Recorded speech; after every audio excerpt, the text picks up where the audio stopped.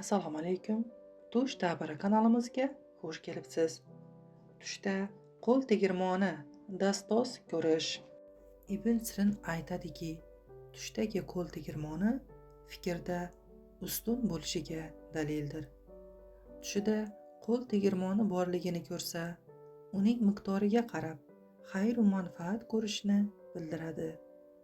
Tushida qo'l tegirmoni toshi sinib ketganini ko'rsa, sohibi bemor bo'lishiga yoki og'ir mehnatda qolishiga dalildir.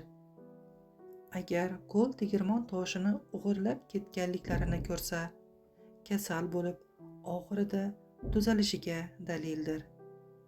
Tushida qo'l tegirmoni bilan xina yoki boshqa narsalarni maydalayotganini ko'rsa, oilada xafagarchilik yuz berishiga, oxirida hayotlari yaxshi bo'lib ketishiga dalil bo'ladi.